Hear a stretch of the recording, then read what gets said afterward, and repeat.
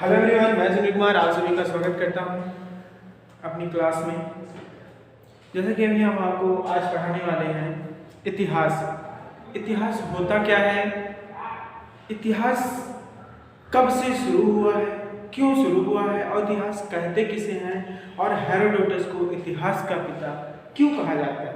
ठीक है, आज इन सभी चीज़ों के बारे में हम जानकारी लेंगे। ठीक है, तो इतिहास आज हम पढ़ेंगे।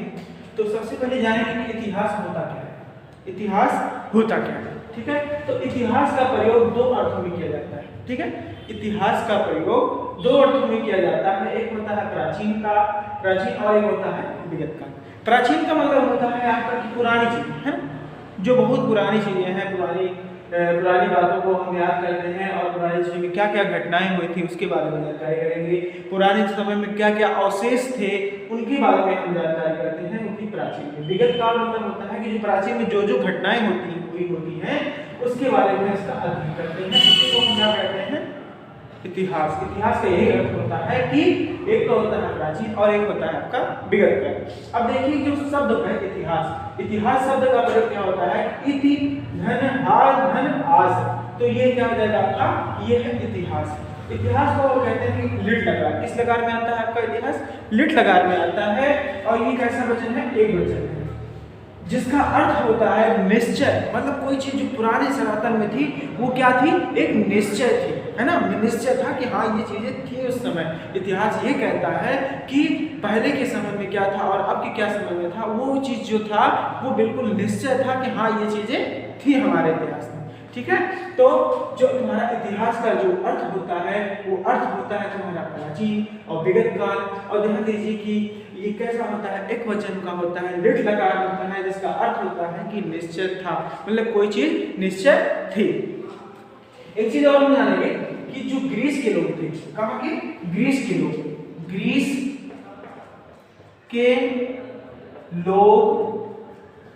इतिहास को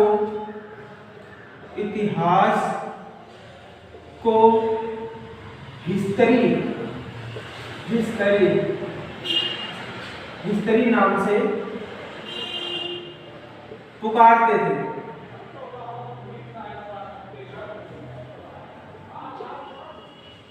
तो इतिहास को जो ग्रीस के लोग थे वो किस नाम से पुकारते थे, हिस्ट्री। किस नाम से पुकारते थे, हिस्ट्री नाम से पुकारते थे। और इसी शब्द का प्रयोग करते थे जो आपके ग्रीस के लोग थे, हिस्ट्री शब्द का प्रयोग करते थे, है ना। तो हिस्ट्री शब्द का प्रयोग करते थे जिसका अर्थ होता है बुनना, किसी चीज को बुनना, है ना। कह रहे कि हिस्ट्री का अर्थ उस समय वहाँ का क्या था कि बुनना, है ना। जितने भी अवशेष थे उनको उसमें लिखा जाता था, जितनी भी घटनाएं रहती थी उनको क्या कहता था, और विस्तृत तरीके से उनको लिखा जाता था। ठीक है, तो ग्रीस के लोग उसको क्या कहते हैं, क्या किस नाम से पुकारते थे, हिस्ट्री नाम से पढ़ाते थे। और हिस्ट्री नाम का अर्थ होता है, हिस्ट्री का मतलब होता है, हिस्ट्री का अर्थ होता है आपका बुनना। क्या होता है, बुनना। हिस्ट्री का अर्थ क्या होता है, बुनना। ठीक है, अगर पढ़ा जाए आपसे कि इतिहास कहते किसे हैं, है ना, तो मानव की विशिष्ट घटनाओं का नाम ही इतिहास है। मानव की विशिष्ट घटनाओं का, है ना, मानव की विशिष्ट घटनाओं का नाम क्या है, इतिहास है। मानव की विशिष्ट घटनाओं का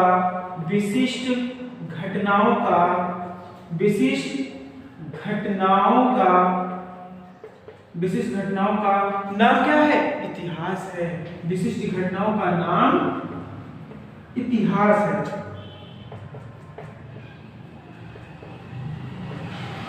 है ना, तो मानव की विशिष्ट घटनाएं, पुराने समय में जितनी भी घटनाएं हुई थी उनका क्या है, एक विशिष्ट घटनाएं थी, उनको बारे में हम जानकारी करना चाहते हैं, है ना। तो जितनी भी घटनाएं हुई थी उनको क्या हम कहते हैं, उसी को हम कहते हैं इतिहास कहते हैं, जिसको कहते हैं विगत काल। और क्या कहते हैं, विगत काल की, ठीक है, विगत काल की घटना कहते हैं। अगर इतिहास, हेरोडोटस जो तुम्हारे इतिहास के जनक थे, इतिहास के जनक कौन थे, हेरोडोटस। कौन थे, हेरोडोटस। जो तुम्हारे इतिहास के जनक कौन थे, हेरोडोटस थे। हेरोडोटस कौन थे, हेरोडोटस एक यूनानी थे। कौन थे, हेरोडोटस क्या थे, एक यूनानी थे और हिस्ट्री शब्द का प्रयोग सर्वप्रथम इन्होंने ही किया था, है ना। ये यूनानी थे और हिस्ट्री शब्द का प्रयोग सबसे पहले इन्होंने ही किया था। तो हेरोडोटस ने इसका जो हिस्ट्री कहते थे ना, तो उन्होंने इस नाम को बदल दिया। उन्होंने कहा कि हिस्ट्री नहीं, इसको हिस्ट्री कहा जाता है ना। तो हिस्ट्री शब्द का प्रयोग, हिस्ट्री शब्द का प्रयोग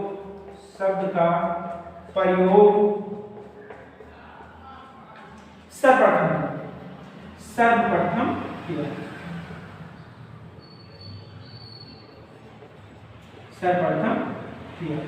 ठीक है। तो हेरोडोटस ने इसका सबसे पहले प्रयोग किया था, हिस्ट्री शब्द का प्रयोग सबसे पहले किया था, है ना। इनको जो सांस्कृतिक नाम जो हेरोडोटस को है, इनको सांस्कृतिक नाम एक पुकारा जाता था, जैसे कहा जाता था हर व्यक्ति। हेरोडोटस को क्या कहा जाता था? हर व्यक्ति कहा जाता था, तब उनको कहते थे। और उन्होंने क्या किया था कि जब इतिहास को मतलब कि उन्होंने बहुत सारी जानकारी लेने के लिए उन्होंने क्या किया कि एक यात्रा शुरू की। और उन्होंने कहाँ की यात्रा शुरू की थी? उन्होंने यात्रा शुरू की थी मिस्र की थी और कहाँ की थी? अफ्रीका की। कहाँ की थी? अफ्रीका की। उन्होंने मिस्र और अफ्रीका की क्या किया? उन्होंने यात्रा किया। उन्होंने देखा कि अफ्रीका में क्या मतलब कैसी चीजें हैं कि उनके बारे में हम कितना जान सकते हैं, उनके अवशेष क्या क्या है। और उस समय में क्या था कि हम उन पुरातन समय के जितने भी अवशेष थे, जितने भी एक कल्चर थे, है ना, इन सभी चीज़ों के बारे में उन्होंने बहुत सारी जानकारी इकट्ठा की। वो खास करके और इतिहास पर उन्होंने इतना काम किया कि उन्होंने कहा कि उनको कहा जाता है इतिहास का जनक कहा जाता है। उनको इतिहास का जनक कहा जाता है। उनकी कई सारे बुकें हैं जो बहुत ही प्रचलित बुकें हैं, है ना। उन्होंने क्या किया था कि जो उन्होंने मेन फोकस उनका ये था कि जो तुम्हारा ग्रीस फारस है ना, फारस और ग्रीस के बीच युद्ध होता था, है ना। ग्रीस और फारस के बीच युद्ध था। उनका मेन मकसद ये था इतिहास में लिखना कि जो ग्रीस और फारस का जो युद्ध था वो काफ़ी लंबे समय तक चला था और उन्हीं के बारे में ये इसमें लिखते हैं। इतिहास की शुरुआत उन्होंने यहाँ से ही की थी, है ना। तो इतिहास का प्रमुख उद्देश्य, प्रमुख विषय था उनका कि जो तुम्हारे क्या नाम की फारस हैं और ग्रीस हैं, इनका जो युद्ध होता था उन्हीं के बारे में उन्होंने चर्चा की थी। और तभी से वो इतिहास के जनक कहा जाता है, तभी से उनको क्या इतिहास का जनक कहा जाने लगा। तो क्यों किया था उन्होंने ऐसा?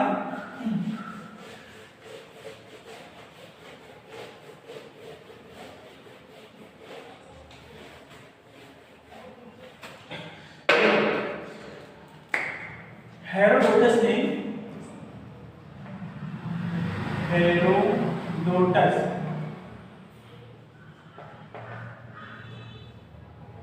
का मुख्य उद्देश्य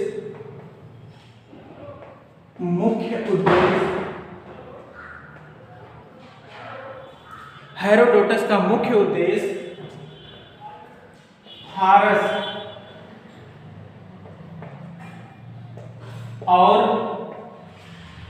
ग्रीस के बीच युद्ध, फारस और ग्रीस के बीच युद्ध। उनका जो मेन मकसद था हेरोडोटस का, फारस और ग्रीस के बीच युद्ध, क्योंकि वो यूनानी थे, है ना। कैसे थे वो?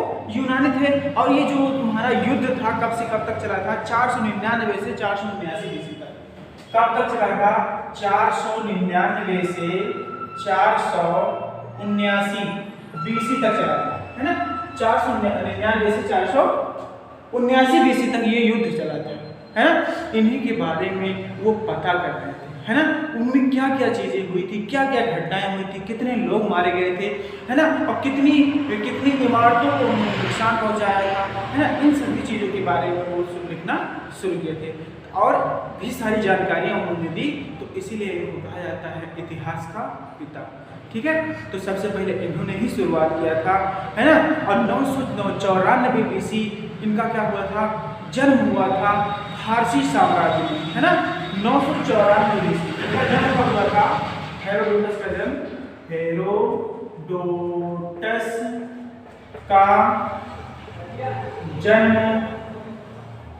हेरोडोटस का जन्म 994 BC कब हुआ था? 994 BC। और कहाँ पे हुआ था? फारसी साम्राज्य में हुआ था। किसमें हुआ था? फारसी साम्राज्य में। फारसी